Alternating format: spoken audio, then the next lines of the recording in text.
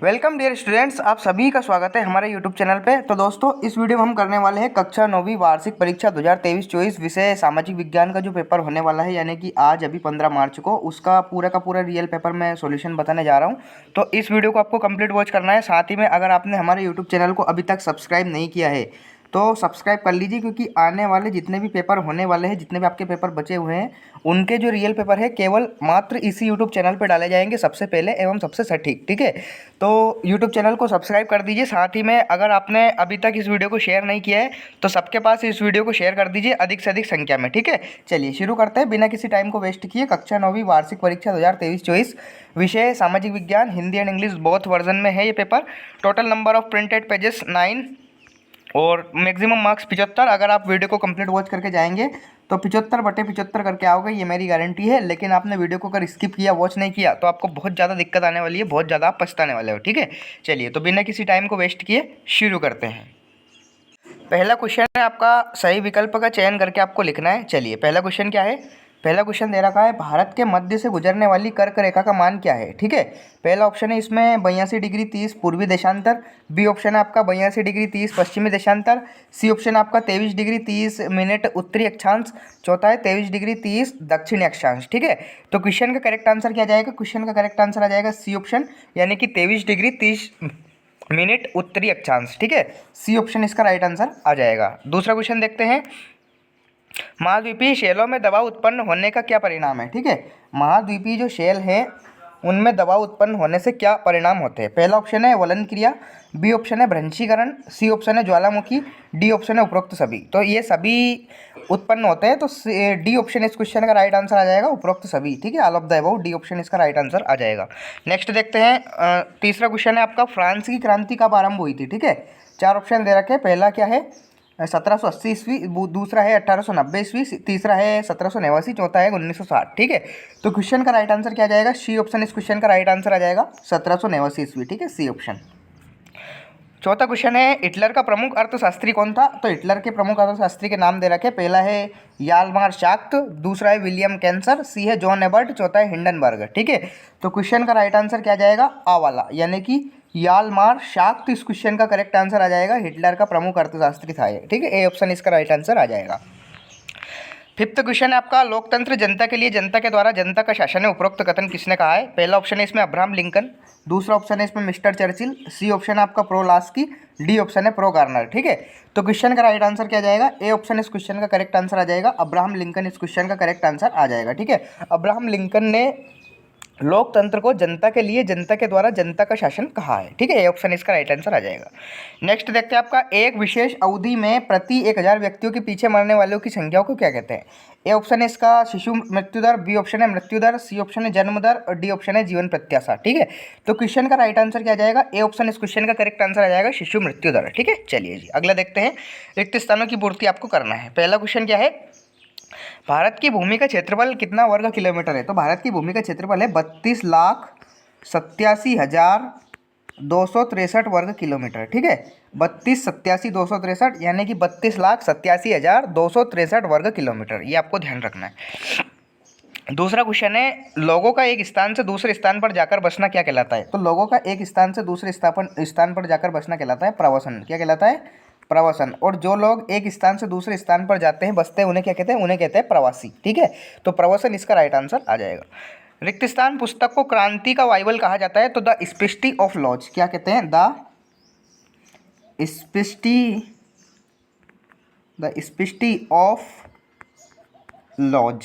ठीक है, इस पुस्तक को क्या कहा जाता है? इस पुस्तक को क्रांति का बाइबल कहा जाता है, the spirit of laws. Next आपका, मानसून शब्द की उत्पत्ति रिक्त स्थान भाषा के मौसिम शब्द से हुई थी, तो अरबी भाषा के मौसिम शब्द से हुई थी। काय के? अरबी भाषा के मौसिम शब्द से हुई थी। मानसून शब्द की उत्पत्ति अरबी भाषा के मौसिम शब्द से हुई थी। चलिए नेक्स्ट देखते हैं, स्थानांतरित कृषि को रिक्त स्थान कृषि भी कहते हैं, तो झूम कृषि कहते हैं। क्या कहते हैं? झूम कृषि। ठीक है, झूम कृषि से कहा जाता है। भारत में राष्ट्रपति का कार्यकाल कितना होता है? तो भारत में राष्ट्रपति का कार्यकाल 5 वर्ष का होता है। ठीक है, 5 वर्ष का। ठीक है, ये आप लिख सकते हैं 5 वर्ष का। इस प्रकार आपके रिक्त स्थान हो जाएंगे। नेक्स्ट क्वेश्चन देखते हैं, आपका सही जोड़ी बनाकर आपको लिखना है। चलिए देख लेते हैं, पहला क्या है आपका? पहला है दोआब। तो दोआब को क्या कहते हैं? दो नदियों के बीच के भाग को दोआब कहते हैं। फूलों की बौछार को क्या कहते हैं? कौवा। कौवा को कहा जाता है फूलों की बौछार। संविधान, भारत का संविधान कब बना? 26 नवंबर 1949 में बना था। धारा, किसी दस्तावेज का खास हिस्सा को धारा कहते हैं। हरित क्रांति के जनक किसे कहते हैं? एम.एस. स्वामीनाथन। निर्धनता रेखा का मापन, राष्ट्रीयता निर्देश सर्वोच्च संगठन। ठीक है, ये आपको करना है, इस प्रकार से आपकी जोड़ी हो जाएगी। चलिए जी, अगला देखते हैं। एक शब्द एक वाक्य में उत्तर लिखना है आपको। भारत के उत्तर पश्चिम में स्थित पड़ोसी देशों के नाम लिखना है। पहला आप लिख सकते हैं भूटान, दूसरा लिख सकते हैं आप नेपाल। ठीक है, पाकिस्तान कोई भी नहीं लिखेगा क्योंकि वो उधर स्थित नहीं है। पाकिस्तान आपका वेस्ट साइड में स्थित है। ठीक है, वेस्ट और उधर उत्तर वेस्ट में। ठीक है, तो इसलिए इसमें नहीं आएगा। भूटान, नेपाल इसका राइट आंसर आ जाएगा। भारत के अपवाद तंत्र को मुख्य रूप से कितने भागों में बांटा गया है? तो भारत के अपवाद तंत्र को 3 भागों में बांटा गया है। कितने? 3 भागों में। नेक्स्ट है, जनसंख्या परिवर्तन को कितने प्रकार से व्यक्त किया जाता है? 2 प्रकार से व्यक्त किया जाता है। 2 आप लिखेंगे इसमें। सामूहिक खेतों को किस नाम से जाना जाता है? कोल खोज। कैसे? कोल खोज।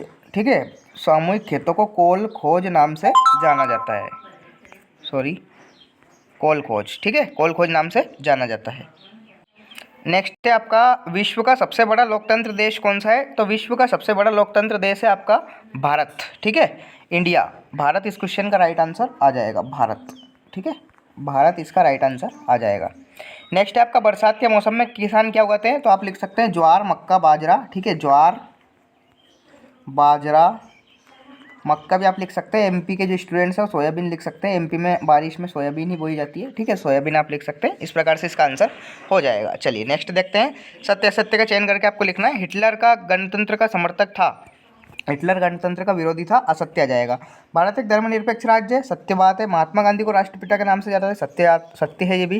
भारत में बहुमत से चुनाव जीतने वाला दल सरकार बनाता है, सत्य बात है। लोकतांत्रिक व्यवस्था में शासकों को भी कानून का पालन करना होता है, सत्य बात है। ठीक है, छठा और लास्ट है, दुधावा राष्ट्रीय पार्क उत्तर प्रदेश में स्थित है, सत्य आ जाएगा। ठीक है, तो इस प्रकार से आपके ट्रू फॉल्स हो जाएंगे।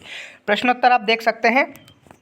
भारत के केंद्र शासित प्रदेशों के नाम बिल्कुल लिख सकते हैं आप, पौंडीचेरी, दिल्ली वगैरह। भारत को विश्व में किन किन नामों से जाना जाता है? भारत, इंडिया, हिंदुस्तान, आर्यवर्त नाम से जाना जाता है। भारत की जलवायु को प्रभावित करने वाले कारक, मौसम जलवायु में क्या अंतर है आपको याद करना है। भारत की सदाबहार और वर्ण और पर्णपाती वनों में कोई 2 अंतर लिखना है। भारत के प्रमुख 2 राष्ट्रीय उद्यानों के नाम, काजीरंगा नेशनल पार्क आप लिख सकते हैं, दुधावा लिख सकते हैं। मैंग्रोव वन की 2 विशेषताएं लिखिए, सदाबहार वन और पर्णपाती वनों में अंतर। फ्रांसीसी समाज में कर व्यवस्था कैसी थी? 18वीं सदी में फ्रांसीसी समाज को कितने भागों में बांटा गया था, कितने वर्गों में? खूनी रविवार की घटना क्या थी? प्रथम विश्व युद्ध कब से कब तक लड़ा गया था, ये आपको बताना है। आरक्षित वन किसे कहते हैं? वनों से होने वाले प्रत्यक्ष लाभ लिखिए। वयस्क मताधिकार क्या है? लोकतंत्र की परिभाषा दीजिए। अब्राहम लिंकन वाली लिख सकते हैं आप, जनता का, जनता के द्वारा, जनता के लिए शासन। संविधान सभा के 4 सदस्यों के नाम। संसदीय शासन प्रणाली क्या है? गठबंधन सरकार किसे कहते हैं? हमारे संविधान में की व्याख्या का अधिकार किसे प्राप्त है? शिक्षित बेरोजगारी से आप क्या समझते हैं? शिशु मृत्यु दर से क्या अभिप्राय है? मानव संसाधन अन्य संसाधनों से किस प्रकार अलग है? मानव पूंजी निर्माण में स्वास्थ्य की भूमिका क्या है? कर्क रेखा का भारत की जलवायु में क्या महत्व है? कोई 2 महत्व लिखिए। भारत को उपमहाद्वीप की संज्ञा क्यों दी जाती है? 3 बिंदु स्पष्ट कीजिए। रबी खरीफ की फसल में आपको अंतर बताना है। वन अधिनियम का चरवाहा समुदाय पर क्या प्रभाव पड़ा? लोकसभा की शक्तियों का वर्णन, राष्ट्रपति की कौन सी शक्ति होती है समझाइए। भारत संविधान में प्रदत्त मौलिक अधिकारों को समझाइए। भारत संविधान में वर्णित शैक्षणिक और सांस्कृतिक अधिकार को समझाइए। भारत में निर्धनता क्या है लिखिए। वैश्विक निर्धनता परिदृष्टि को स्पष्ट कीजिए। मैप वाला क्वेश्चन देख सकते हैं आप। छोटा नागपुर का पठार, बुंदेलखंड का पठार, गंगा यमुना का पठार, विंध्याचल का पठार, महानदी, नदी कृष्णा, यमुना, नर्मदा। ठीक है, ये आप कर सकते हैं। चलिए जी, तो इस प्रकार से मैंने प्रश्न पूरा का पूरा आपको प्रश्न 1 से 23 तक पूरा का पूरा रियल पेपर का सॉल्यूशन बता दिया है।